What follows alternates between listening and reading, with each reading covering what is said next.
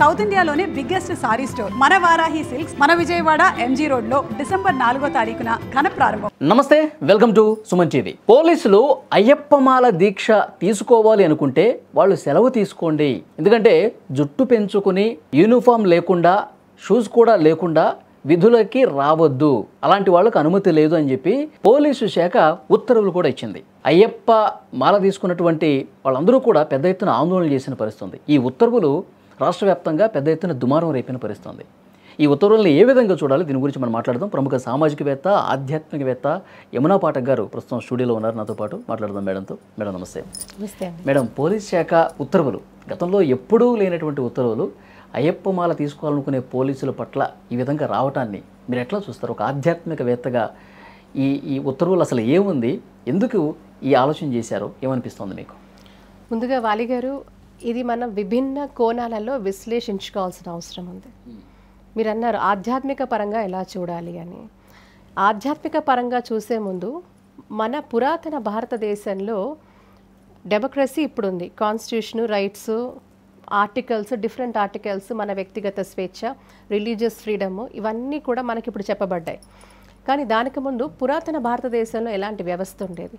అప్పట్లో రాజులు, రాజ్యాలు ఉన్నప్పుడు ఆ వ్యవస్థలో అక్కడ ఉండే సైనిక దళాలు, ఆ దేశ సరిహద్దులు కావచ్చు, రక్షక భటులు, ఇప్పుడు ఆ రాజ్యాల్లో కూడా రక్షక భటులు ఉండేవాళ్ళు. దేశ సరిహద్దులో వాళ్ళ రాజ్యాల్ని కాపాడే ఒక సైనిక వ్యవస్థ కూడా ఉండేది. మరి ఆ సైనిక వ్యవస్థ అప్పుడు ఉండే రక్షక భటులు మన పురాతన భారతంలో ఎలా వ్యవహరించేవారు అంటే, ఇలాంటి పూజలు, ఆచారాలు, వ్యవహారాలు వాళ్ళు చేసేవారా అంటే ఎస్, ఖచ్చితంగా చేసేవారు. వాళ్ళని వాళ్ళ రాజ్యంలో సమర్థించేవారు. ఎందుకంటే ఇలా చేయడం వల్ల, అంటే ఒక నిర్దిష్టమైన ఒక ఆచారం పాటించడం వల్ల, ఒక వ్రత దీక్ష తీసుకోవడం వల్ల, అనేక దీక్షలు సైనికులు తీసుకోవడం వల్ల వాళ్ళల్లో ఒక రకమైన ఆత్మబలం చేకూరుతుందని, ఒక స్థిరత్వం. ఎందుకంటే చాలా వరకు ఇలాంటి ప్రక్రియల్లో మంత్రోచ్చారణ, పూజా విధానంలో కూడా మానసిక స్థిమితత, అలాగే వాళ్ళల్లో ఒక నిర్దిష్టమైన మనశ్శాంతి, ఇట్లాంటివన్నీ కూడా, అంటే మెడిటేషన్, ఇటువంటి ప్రాక్టీసెస్ వల్ల కూడా వాళ్ళలో ఒక ఆత్మబలము, ఇవన్నీ, అండ్ నైతికంగా కూడా నైతిక విలువలు పెంపొందించే విధంగా మనం చేస్తున్న పూజా ప్రక్రియ, వాళ్ళు చేస్తున్న ఆ సదాచారాల్లో భాగంగా ఒక ఎథికల్గా కూడా ఎలా ఉండాలి, నైతికంగా ఎలా ఉండాలి.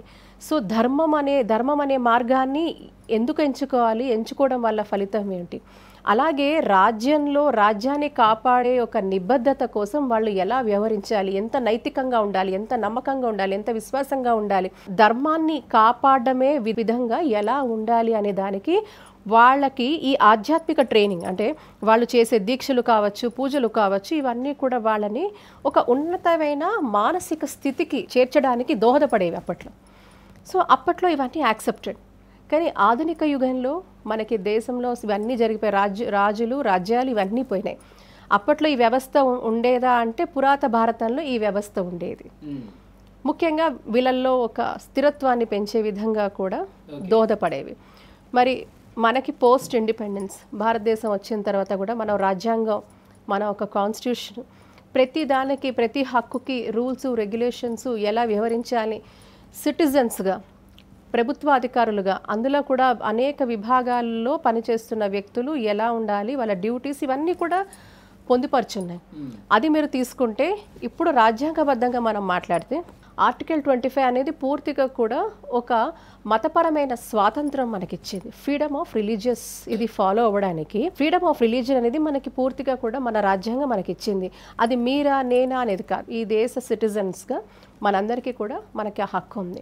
సరే, బాగుందండి, మరి ఉంది. What about police personnel, army, paramilitary, మరి వీళ్ళకి వర్తించదా అండి అంటే వాళ్లకు కూడా వర్తిస్తుంది, బట్ ఇట్ ఈస్ కండిషనల్. ఎలా అంటారా, ఇప్పుడు మీరు చూడండి, కాన్స్టిట్యూషనల్గా ఇట్ ఈస్ వ్యాలిడేటెడ్. ఆర్టికల్ 25 అనేది ఫ్రీడమ్ ఆఫ్ రిలీజియన్ అనేది అందరికీ ఉన్నప్పటికీ కూడా, but it can be restricted for public order and for maintenance of discipline in police force. ఇది ఖచ్చితంగా చెప్పబడింది. కాబట్టి ఏమిటి, ఈవెన్ సుప్రీంకోర్టు గైడ్లైన్స్ ఉన్నాయి వీటికి. సుప్రీంకోర్టు కూడా ఏం చెప్పింది, మెంబర్స్ ఆఫ్ డిసిప్లిన్ ఫోర్స్, అంటే వాళ్ళు పోలీసు, ఆర్మీ, పారామిలిటరీ, వీళ్ళందరూ కూడా వీళ్ళకి they can have religious freedom. ఎలాగా, reasonably restricted to maintain uniformity, operational readiness అంటే ఎటువంటి ఎమర్జెన్సీ ఉన్నా సంసిద్ధంగా ఉండే ఒక operational readiness, discipline, neutrality in the state, ఇవన్నీ కూడా సుప్రీంకోర్టు కూడా చెప్పబడింది. సో మనకి రాజ్యాంగం వాళ్ళకి కూడా ఇచ్చింది, వాళ్ళు చేసుకోవచ్చు అన్నీ చేసుకున్నప్పటికీ కూడా రెస్ట్రిక్షన్. ఏమిటి రెస్ట్రిక్షన్ అంటే ఆపరేషనల్ రెడీనెస్ 100% ఉండాలి డ్యూటీలో ఉన్న వాళ్ళు, సంసిద్ధంగా ఉండాలి.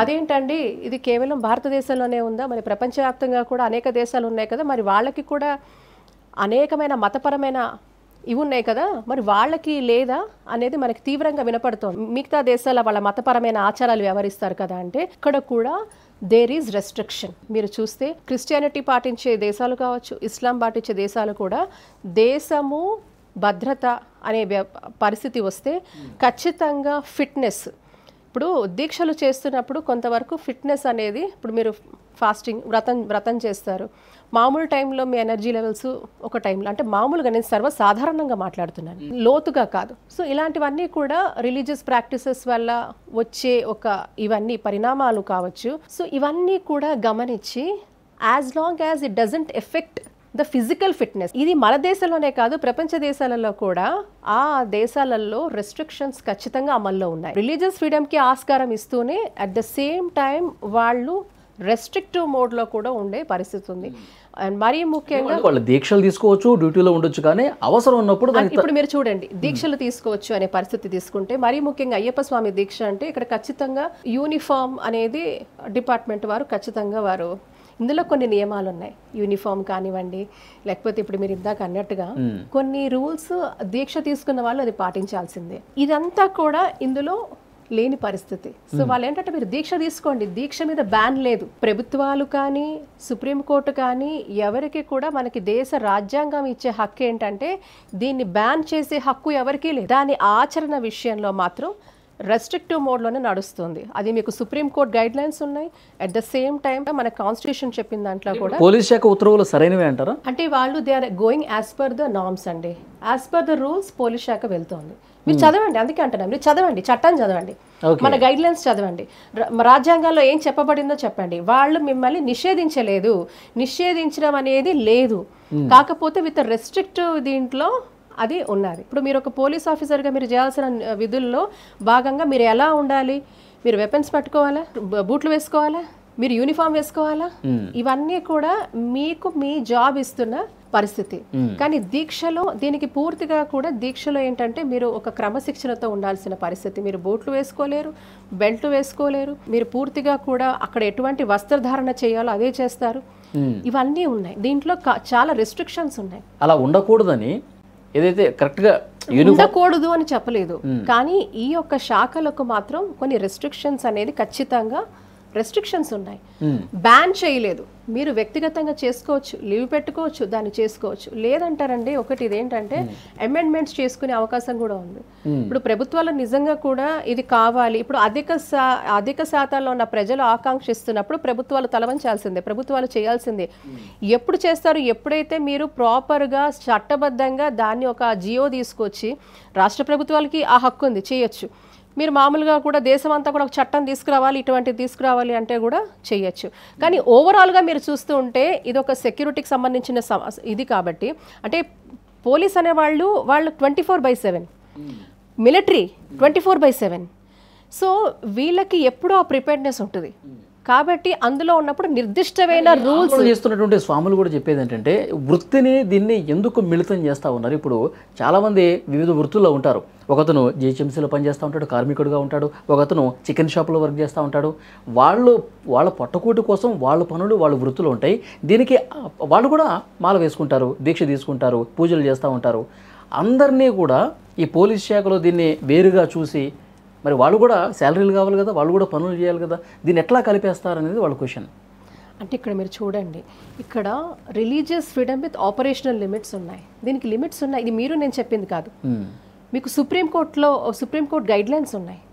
మన రాజ్యాంగంలో కూడా గైడ్ లైన్స్ ఉన్నాయి. ఎవరికి ఇది ఎవరికి అంటే క్లియర్గా కూడా మళ్ళీ ఇంతకు చెప్తున్నా, సుప్రీంకోర్టు మెంబర్స్ ఆఫ్ డిసిప్లిన్ ఫోర్స్కి, అది పోలీసు కావచ్చు, ఆర్మీ వాళ్ళు కావచ్చు, పారామిలిటరీ కావచ్చు, వీళ్ళందరికీ they can have the religious freedom reasonably restricted to maintain uniformity, operational readiness, discipline, neutrality of state అని ఉంది. మీరు నేను చెప్పింది కాదు. కాబట్టి ఆ శాఖల్లో ఉన్న తీవ్రత, వాళ్ళకున్న బాధ్యత అలాంటిది. కాబట్టి ఇది గైడ్ లైన్స్ ఆఫీసుల్లో, గవర్నమెంట్ ఆఫీసుల్లో కూర్చొని పనిచేసే ప్రభుత్వ ఉద్యోగికి నడుస్తుంది కానీ ఈ ఫోర్సెస్కి నడవదు అంటారు. ఈ ఫోర్సెస్కి వీళ్ళకి లిమిట్స్ ఉన్నాయి, లిమిట్స్ చెప్పబడి ఉన్నాయి. ఇది ఎంతమందికి మనం చెప్పగలుగుతున్నాం? ఇప్పుడు ఏంటంటేనండి, మనం వ్యతిరేకించినా కూడా అసలు చట్టంలో సాధ్యమా లేదా అంటే దీన్ని బ్యాన్ చేసే ఆస్కారం లేదు. మీరు వెళ్ళకూడదు, దీక్ష తీసుకోకూడదు అంటే చట్టరీత్యా నేరం. కానీ దీక్ష తీసుకోవచ్చు, కానీ దీక్షలో ఉన్న సమయంలో మీరు సెలవు తీసుకోండి అని అది మీరు పర్సనల్ చాయిసెస్ ఉంటాయి. సో లేదండి, ఇప్పుడు మీరు అది మన రాజ్యాంగంలోనే, ఇప్పుడు అది బేసిక్. మేడం ఒక చిన్న డౌట్, సెలవు తీసుకుంటే అది పేబుల్? అటువంటి దానికి మనం ఇక్కడే సంఘర్షణ వస్తుంది. మరి చట్టంలో, మరి సుప్రీంకోర్టు గైడ్ లైన్స్లో అట్లా ఉన్నాయి, మళ్ళీ అట్లా కాన్స్టిట్యూషనల్ పరంగా కూడా ఇట్లాంటివి చెప్పబడున్నాయి. కాబట్టి ఏం చేయొచ్చు అనే దానికి మళ్ళీ కూడా అధిక శాతం ప్రజలు ఆమోదించింది ప్రభుత్వాలు నెరవేరుస్తాయి. ఈ ప్రభుత్వాల ఉద్దేశం ఏంటి? ఎందుకు మనం ఈ గైడ్ లైన్స్ పెట్టుకున్నాం, మనం ఎందుకు ఇన్ని రూల్స్ రెగ్యులేషన్స్ పెట్టుకున్నాం, దేనికి పెట్టుకున్నాం, ఎందుకు చేయాలి అనుకున్నప్పుడు ఇలాంటి ఫర్ ఎగ్జాంపుల్ అయ్యప్ప స్వామి దీక్షలు తీసుకుందాం. ఇట్లాంటి కాంప్లెక్స్ సిచ్యువేషన్ వచ్చినప్పుడు దీనికి ప్రభుత్వాలు ఎలా పూనుకోవాలి, ఎలాంటి రిలాక్సేషన్స్ ఇవ్వాలి, ఎలా వాళ్ళు అమెండ్మెంట్ చేసుకోవాలి అనే దానికి ఖచ్చితంగా ప్రొవిజన్ ఉంది. సో అటు రాష్ట్ర ప్రభుత్వాలు కావచ్చు, కేంద్ర ప్రభుత్వం కావచ్చు, ఇటువంటి ఇష్యూ పట్ల ఖచ్చితంగా కొన్ని రిలాక్సేషన్స్ కావచ్చు, అమెండ్మెంట్స్ కావచ్చు. ఫర్ ఎగ్జాంపుల్ ఇప్పుడు అందరూ దీక్ష తీసుకోరు కదా, అందులో కొంత పర్సెంట్ దీక్ష తీసుకున్నారు అనుకోండి. సో ఆ టైంలో వాళ్ళు ఒకవేళ లీవ్లోకి వెళ్ళినా అంటే వాళ్ళకి లాస్ ఆఫ్ పే లేకుండా ఫర్ ఎగ్జాంపుల్ ఇటువంటి అమెండ్మెంట్స్ చేసుకోవచ్చు. వాళ్ళ బదులుగా వేరే వాళ్ళు రావడమో, డెప్యూట్ చేసుకోవడమో, ఆ టైంలో వాళ్ళకి ఏమైనా, ఎందుకంటే ఇప్పుడు ఇందాక అన్నారు మిగతా విధుల్లో ఉన్న వాళ్ళు చేసుకోగలుగుతున్నారు, కానీ ఎందుకు పోలీస్ వాళ్ళకి ఇటువంటి ఒక రకమైన వాళ్ళకు ఖచ్చితంగా ఇప్పుడు ఇది మన సంస్కృతి, ధార్మిక ఆచరణలకు విరుద్ధంగా అనిపిస్తుంది. కరెక్ట్ కదా? ముందుగా మన సనాతన భారతంలో మన బేసిస్ ఏంటి? మన ఒక సంస్కృతి, ధార్మిక ఆచరణలకు ప్రాధాన్యత అనేది మన దేశాల్లో ఉంది. మరి పోలీస్ వాళ్ళకి ఇటువంటి వివక్ష చూపడం కరెక్టా? మరి పోలీస్ కావచ్చు, మిగతా వాళ్ళు కావచ్చు, ఇలాంటి వివక్ష కరెక్టా అంటే వివక్షకు ఆస్కారం లేకుండా మనం కొన్ని అమెండ్మెంట్స్ చేసుకోవచ్చు. ఎంతోమంది పెద్దవాళ్ళు ఉన్నారు, పెద్ద అడ్వకేట్స్ ఉన్నారు, లేకపోతే దానిలో న్యాయశాస్త్రంలో పరిజ్ఞానం ఉన్న వాళ్ళు ఉన్నారు, స్కాలర్స్ ఉన్నారు, ఇంటలెక్చువల్స్ ఉన్నారు. వీళ్ళందరి అనుభవ సారంతో ఖచ్చితంగా ప్రభుత్వాలు పూనుకొని ప్రతి సంవత్సరం ఎవరైతే దీక్ష తీసుకుంటున్నారో అలాంటి పోలీస్ శాఖలో ఉన్న వాళ్ళని కూడా వివక్ష లేకుండా, మరి వాళ్ళకి కూడా లాస్ ఆఫ్ పే లేకుండా దీన్ని ఎలా అకామిడేట్ చేయొచ్చు అనే దాని మీద ఒక ఎక్సర్సైజ్ చేయాలి. దీన్ని ఎలా చేయాలి, ఒక ఫ్లెక్సిబిలిటీ అనేది ఎలా తీసుకురావాలి అనే దాని మీద ఒక ఎక్సర్సైజ్ చేయాలి.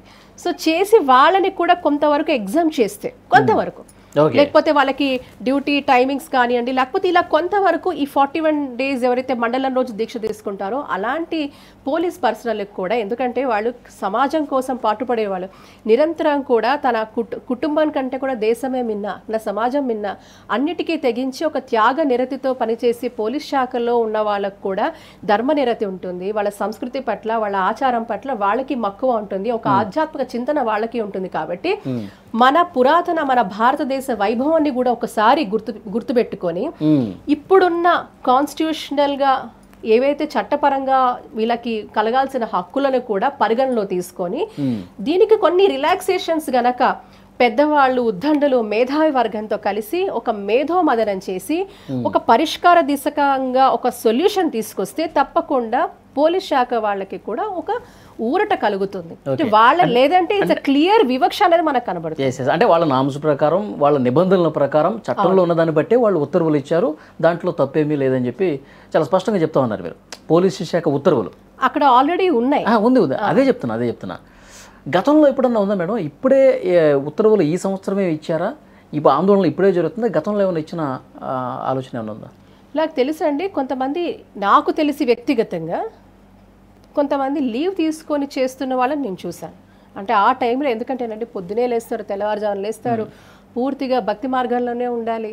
పూర్తిగా భజనలు సత్సంగము ఇలాగ పూర్తిగా ఆధ్యాత్మిక చింతనలోనే ఉండాలి. నేనేమంటానంటేనండి, ఒక దీక్ష మనం తీసుకున్నామని ఒకసారి ఆలోచించండి. ఒక దీక్ష మనం తీసుకున్నాం, మన దీక్ష తీసుకున్నప్పుడు మనం ఖచ్చితంగా దానికి కట్టుబడి ఉండాలి. ఆ నియమ నిబంధనలు ఇప్పుడు ప్రభుత్వ పరంగా ఎవరికైనా వాళ్ళ నియమ నిబంధనలు ఎంత కరెక్టో ఆధ్యాత్మికంగా కూడా నియమ నిబంధనలు పాటించడం అంతే కరెక్ట్. అంతేగా. విధి నిర్వహణలో ఎలాగైతే చిత్తశుద్ధితో ఉంటామో ఆధ్యాత్మిక విధి నిర్వహణలో కూడా మనం అంతే చిత్తశుద్ధిగా ఉండాలి. కాబట్టి నాకు తెలిసి ఎవరైతే దీక్ష తీసుకుందాం అనుకుంటున్నారో ఆ టైంలో వాళ్ళు పూర్తిగా కూడా ఆధ్యాత్మిక పరంగా వాళ్ళు డ్వెల్ అయితే చాలా బాగుంటుంది. కానీ మళ్ళీ లాస్ ఆఫ్ పే ఏదైతే వాళ్ళకి జరగబోతుందో అది నిజంగా అది ఒకసారి ప్రభుత్వాలు ఆలోచించాలి. ఎందుకంటే ప్రభుత్వాల చేతుల్లో ఉన్నాయి కాబట్టి అమెండ్మెంట్ చేసుకునే అవకాశం ఉంది. దానికి కావాల్సిన జియోస్ ఇచ్చే అవకాశం ప్రభుత్వాలకు ఉన్నాయి. ప్రభుత్వాలు చేయకపోవచ్చు, ఎందుకంటే వాళ్ళు దీక్షలు తీసుకున్న పూజలు తీసుకుని లీవ్ పెట్టినా వాళ్ళకి పేమెంట్ వస్తుంది అనుకుంటే ఎక్కువ మంది తీసుకునే అవకాశం ఆ ప్రమాదం కూడా ఉందేమో ఆలోచిస్తారేమో. ఖచ్చితంగా అండి. అంటే కొన్ని రిలాక్సేషన్స్తో అన్నాను నేను, కొన్ని రిలాక్సేషన్స్. అందుకే ఇందాక మీతో నేను అన్నది ఏంటంటే ఒక మేధో మదనం జరగాలి. ఇది చిన్న సబ్జెక్ట్ కాదు, ఇది చిన్న విషయం కాదు. ఈరోజు మీరు నేను కూర్చొని ఇక్కడ న్యాయ నిర్ణేతలుగా ఇది చేసేస్తే బాగుంటుంది, ఇది జరగాలి అనడం చాలా ఈజీ. ఈరోజు నేను వ్యతిరేకిస్తాను లేదా నేను సమ్మతిస్తాను, ఈ రెండు కరెక్ట్ కాదు. సమ్మతించడం కాదు, వ్యతిరేకించడం కాదు. ఇక్కడ వాట్ ఆర్ ద కాంప్లెక్సిటీస్, ఈ ఇష్యూలో ఉన్న కాంప్లెక్సిటీస్ ఉంది, దీన్ని ఎలా మనం అధిగమించాలి. మరి వాళ్ళకి కూడా వివక్ష లేకుండా వాళ్ళకి కూడా ఒక ఆధ్యాత్మిక పరంగా వాళ్ళు ఒక మన ధార్మిక విచారణలకు భాగంగా వాళ్ళకి కూడా మనం ఇలాంటి అనుభూతి ఎందుకు కలిగించాలనే దాని మీద మనం విశ్లేషణ చేసుకోవాలి. సో ఇక్కడ మనం తీర్పు ఇచ్చే న్యాయ నిర్ణేతలం అస్సలం కాదు, కేవలం ఎగ్జాక్ట్లీ. ఈ రోజు మనము సుమన్ టీవీ ద్వారా ఈరోజు చెప్పే ప్రయత్నం చేస్తున్నాం. ఒకప్పుడు ఎలా ఉండేది, రాజులు రాజ్యాలు ఉన్నప్పుడు ఎలా ఉండేది, దాని తర్వాత ఈరోజు చూస్తుంటే ఇప్పుడున్న విధి విధానాల్లో మరి మన కాన్స్టిట్యూషన్లో ఎందుకుంది, మరి ఇది ఎందుకు చెప్పబడింది, మరి సుప్రీంకోర్టు గైడ్ లైన్స్ ఎందుకున్నాయి, మరి ఇవన్నీ చేసింది ఎవరు, ఈ దేశంలో ఉన్న మేధావులే చేశారు. మరి అదే మేధావులు మనం ప్రశ్నిద్దాం, ఏం చేద్దాం దీని గురించి అని, ఏం చేస్తే బాగుంటుంది, దీన్ని రిలాక్సేషన్ తీసుకొస్తే ఎలా తీసుకొద్దాం, ఎలాంటి సవరణలు చేద్దాం, ఏం చేద్దాం, ఏది చేస్తే వెసులుబాటుగా ఉంటుంది, అటు మన ఆచారాన్ని గౌరవించినట్టుగా ఉంటుంది, అలాగే మన ఒక రూల్స్ రెగ్యులేషన్స్ మన ఒక చట్టపరమైన దాన్ని కూడా మనం గౌరవిస్తూ ఈ రెండింటిని అకామిడేట్ చేస్తూ అటు పోలీస్ వాళ్ళకి కూడా వివక్ష లేకుండా వాళ్ళకి కూడా చక్కగా ఒక ఆధ్యాత్మిక తీరాన్ని ఆస్వాదించే ఒక ఆ ఆపర్చునిటీ వాళ్ళకు కూడా ఇచ్చే అవకాశం మనం తప్పకుండా ఇవ్వడానికి ఏం చేయొచ్చు, ఎందుకు చేయకూడదు, ఎందుకు చేయకూడదు? మన చేతుల్లో ఉన్నాయి ఇటువంటి అమెండ్మెంట్స్, మన చేతుల్లో ఉన్నాయి, మనం చేసుకోవచ్చు. చెయ్యకూడదు అని ఎవరున్నారు? మనసు ఉంటే మార్గం ఉంటుంది. ఎగ్జాక్ట్గా ప్రభుత్వాలకి మనసు ఉంటే మార్గం వస్తుంది. ఆ ప్రభుత్వాల్లో ఉన్న పెద్దలకు మనసు ఉంటే అక్కడ కూర్చున్న వాళ్ళు ఆ మేధో మదనం చేసి వాళ్ళకి అలాంటి మనసు ఉంటే తప్పకుండా మార్గం ఉంటుంది. కానీ ఈరోజు మనం ఇది చెయ్యాలి ఇది చెయ్యలేమని చెప్పలేం. ఈరోజు మీకు చెప్పాను ఇంతకుముందు ఎలా ఉంది, ప్రపంచవ్యాప్తంగా అనేక దేశాలలో ఎలా ఉన్నాయి రూల్స్, ఈరోజు మన దేశంలో ఏంటి, మన కాన్స్టిట్యూషన్ ఏం చెప్తోంది, మనం ఏం చేయొచ్చు. ప్రభుత్వాలు తలుచుకుంటే ఏదైనా సుసాధ్యమే, అసాధ్యాలు కూడా ప్రభుత్వాలు తలుచుకుంటే సుసాధ్యాలే. It's a matter of amendment.